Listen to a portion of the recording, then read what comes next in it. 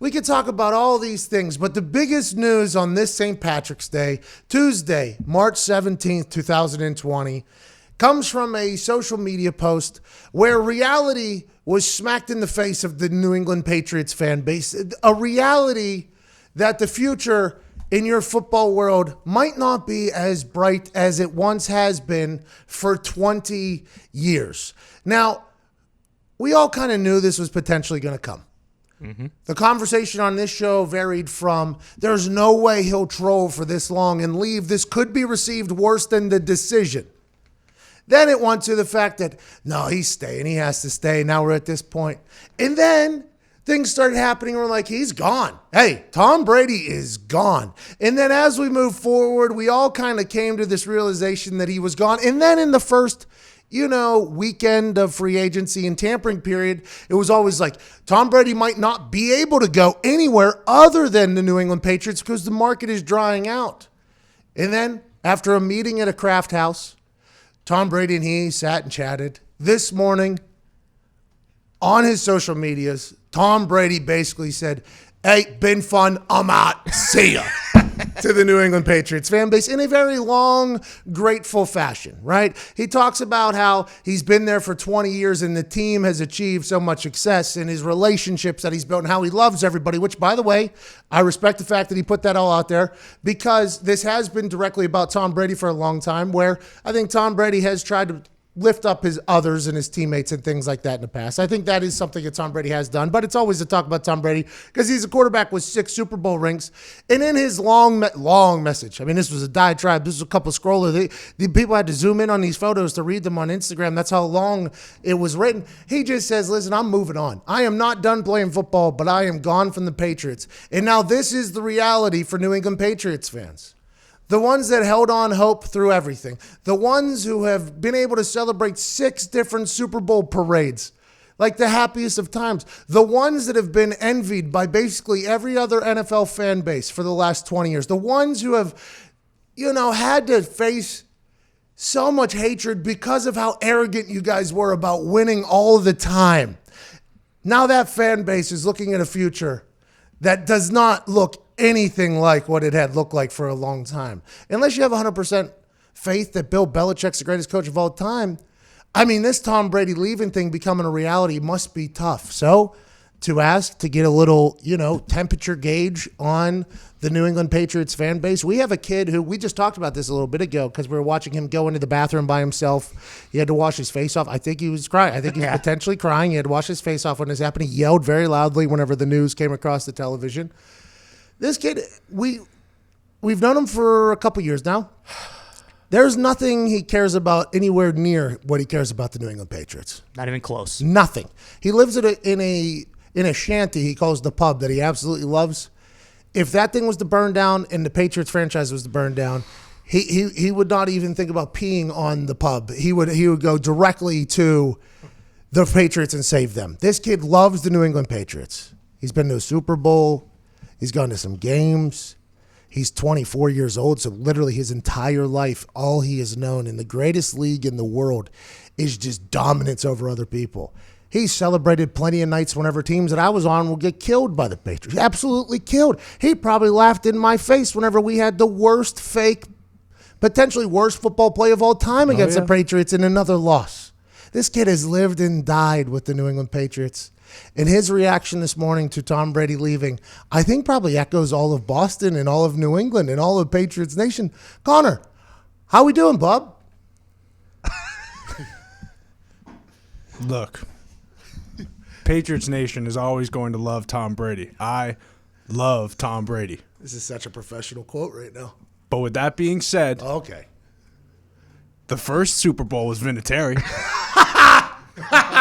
Don't do Correct? Yeah. I mean, he should get a little bit more credit, I think. The second Super Bowl without Deion Branch, we're not winning. Oh, so Deion Branch won that second one, okay. The third Super Bowl, let me introduce you again to my friend Adam Vinatieri. Okay, so Adam Vinatieri now has 2. He won that one. Has 1, all right. Fourth Super Bowl, Malcolm Butler, ever heard of him? Oh, the pick there at the end. Interception at the end. Yeah. Now Atlanta, Tom, hats off. Okay. Incredible performance. But that last Super Bowl, I mean, we had a rushing touchdown. Do you have any passing touchdowns? What are you saying, Connor? You're saying this isn't that big of a deal. We're moving on anyways. Jared Stidham's ready to rock. All I'm saying is that the one consistent factor to the Patriots organization, Mr. Bill Belichick, and we still got him. Oh, my God. And if he is going to be in Middle Tennessee during the Combine, if he's going to roll with Jared Stidham, if he's not even going to offer Brady, Bill, like this, I'm walking forward, trusting you, blind faith. It doesn't matter what we do. As long as you say it's okay, then we are okay. But God, today is the worst day of my life. Not even close. Man. By the way, I think he really thought that one through right there. Yeah. You know? Because that was not his same reaction when he initially saw this. And I would assume a lot of New England fans' initial reaction was not a positive one. I mean, Diggs was called some things on the internet because he was celebrating this potential move because he's a diehard Steelers fan. The things that were being said to him are not okay. Can't do it. The things people were saying to me, Campbell, if you don't go in there and tear Brady down, you better not come back to Boston because we don't want you. Oh, so they're talking about, you potentially being a little bit too soft here on Tom Brady. Oh, yeah. They believe me. They wanted me to go scorch earth, but I couldn't tear down the statue that is built in my head of Tom Brady just yet. Okay, well, we said that we thought that it would be received worse than the decision. Yeah. Early reports. Early reports. What even was the decision? What, a 1 hour special? What was this? 2 months? Yeah, it was 2 month build up. 2.5. Dragging a fan base through the mud for 2 months. Through the mud.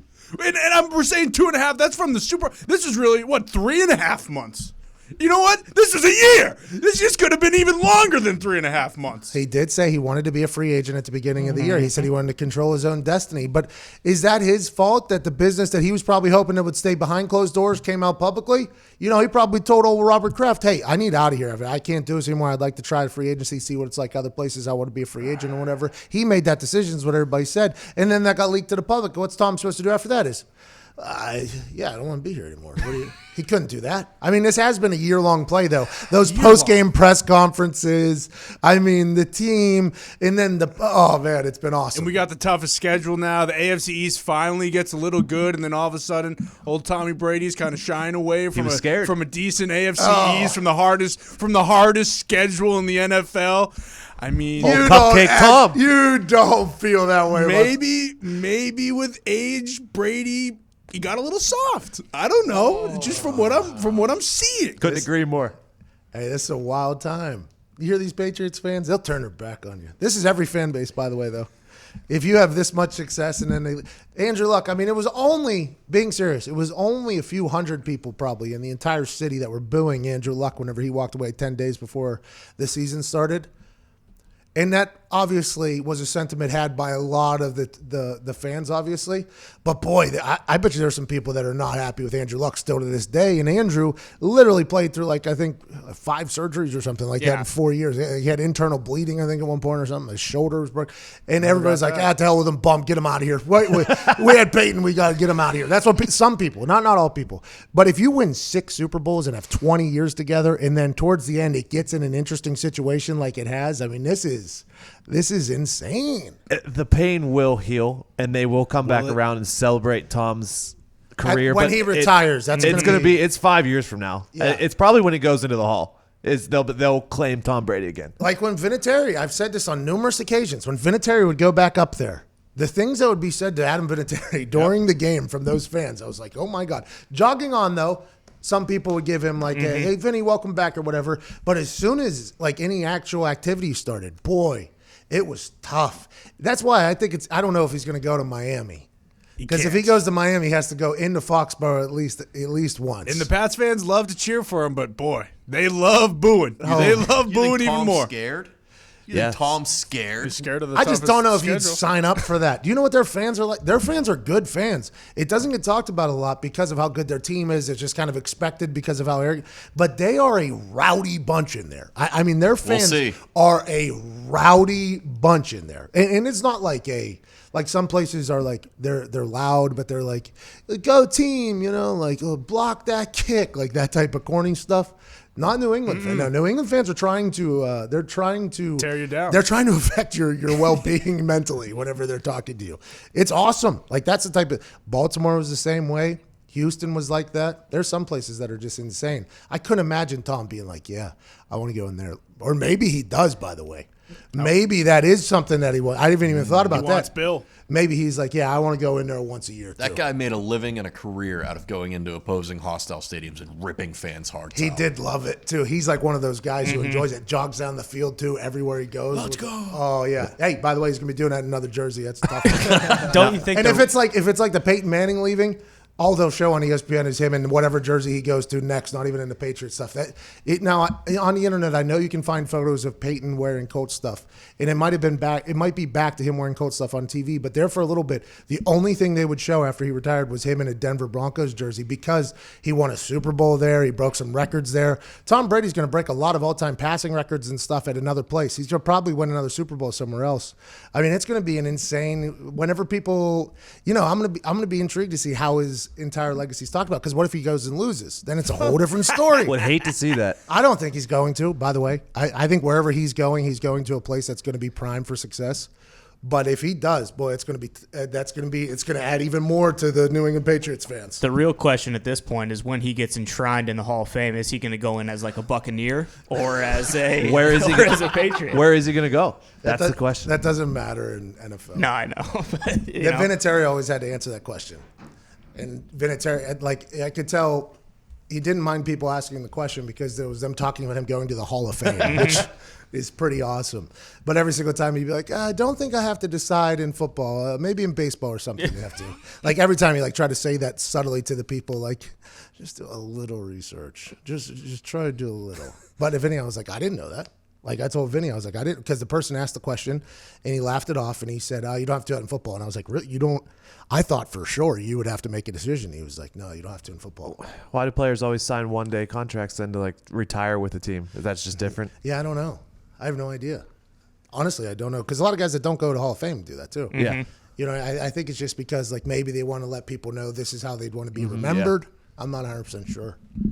I don't know. They had me just go hit the anvil. 14 minutes after the hour, we got to get to a break. We'll get some phone calls. I believe in an hour from now, we have Lorenzo Alexander. He was originally going to be in for the CBA conversations, but man, that feels like 2 coronaviruses away. That feels like so long ago. By the way, will not get talked about. New CBA. Yeah. I mean, this Stephon Diggs move, massive. DeAndre Hopkins getting traded for a second rounder by Billy O'Brien to get David Johnson and Randall Cobb. He's going to end up paying both of them more than he